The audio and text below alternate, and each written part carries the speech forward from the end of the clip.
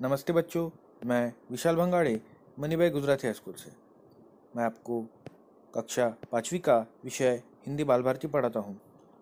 आज हम दूसरी इकाई का दूसरी कविता रिश्ता नाता यह पढ़ेंगे।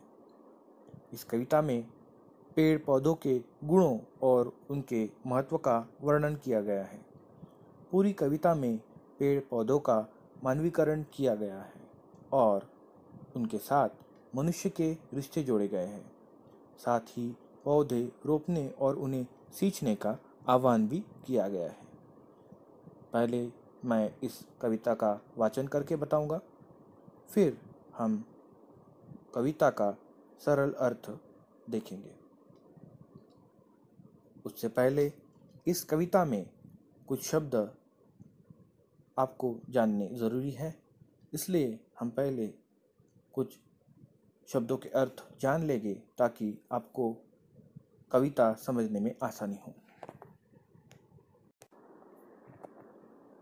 चलिए देखते हैं रिश्ता नाता के कुछ शब्दार्थ। पहला है पावन यानी पवित्र।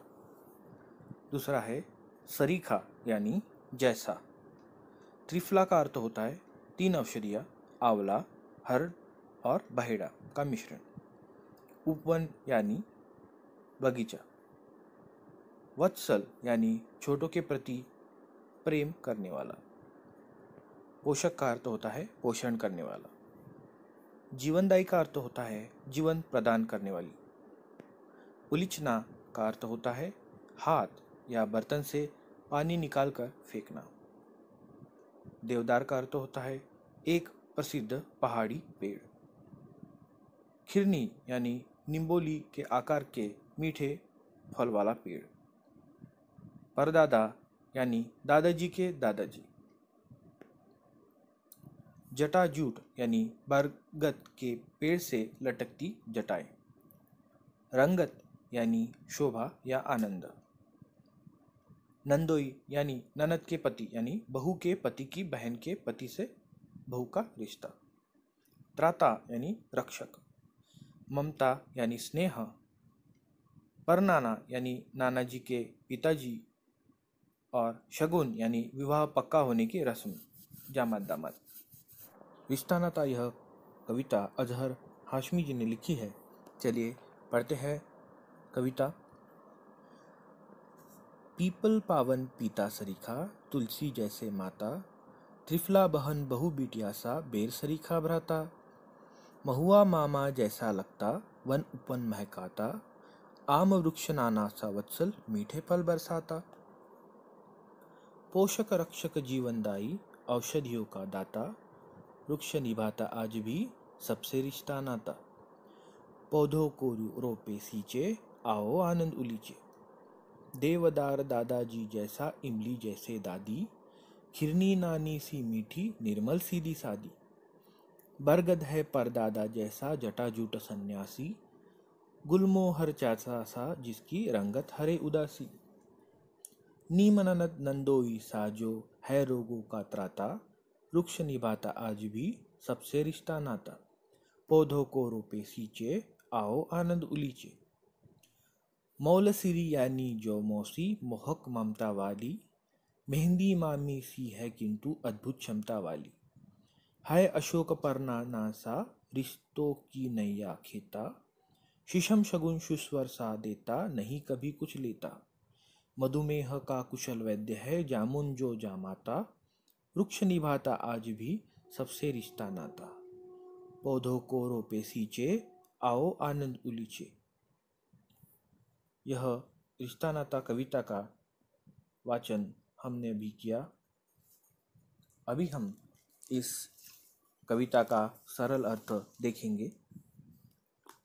इस कविता में पीपल को पेड़ को पवित्र कहा गया है। पीपल का पेड़ पवित्र होता है और वह पिता के समान होता है, ऐसा यहाँ कहा गया है। तुलसी का पौधा माता समान होता है तथा त्रिफला यानी हर, बहेड़ा और आंवला बहन, बहू तथा बेटी की तरह होता है। बेर का पेड़ भाई की तरह है, महुआ का पेड़ मामा जैसा लगता है। वह जंगल और बगीचे में अपनी सुगंध फैलाता है। आम का पेड़ नाना जी की तरह प्यार करने वाला है, यह हमें मीठे फल देता है। पेड़ पालन पोषण करने वाले हैं और इनसे हमें अनेक औषधियाँ मिलती है। पेड़ आज भी लोगों से अपना रिश्ता नाता जोड़े हुए है। हम पौधे लगाए, उन्हें सींचे और चारों ओर आनंद फैलाए।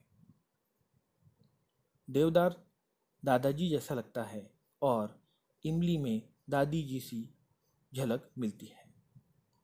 खिरनी का फल नानी की तरह मधुर होता है। इसका पेड़ स्वच्छ और सीधा साधा होता है। जटाधारी बरगद दादाजी की तरह सन्यासी जैसा लगता है। गुलमोहर का पेड़ चाचा जी की तरह लगता है। इसकी शोभा उदासी को दूर कर देती है। नीम का मनुष्य से रिश्ता ननद और ननद के पति अर्थात नंदोई जैसा है। यह बीमारियों से हमारी रक्षा करता है। मौलसीरी में स्नेह करने वाली मौसी की झलक मिलती है। मेहंदी में तो गजब की क्षमता है, वह मामी की तरह लगती है। अशोक का पेड़ नाना जी की तरह लगता है। यह लगातार रिश्तों को बनाए हुए है। शीशम का पेड़ ससुर जी की तरह शगुन देता हुआ सा लगता है। यह कभी किसी से कुछ नहीं लेता। जामुन तो मधुमेह की बीमारी का श्रेष्ठ वैद्य ही है। वह दामाद जैसा लगता है। वृक्ष आज भी सबसे रिश्ता नाता जोड़े हुए हैं। हमें पौधे लगाना और उन्हें सींचना चाहिए। आओ हम सब आनंद फैलाएं और पेड़ लगाएं।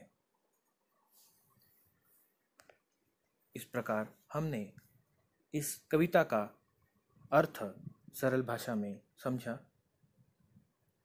इस कविता पर विस्तार में चर्चा हम अपनी गूगल मीट में करेंगे।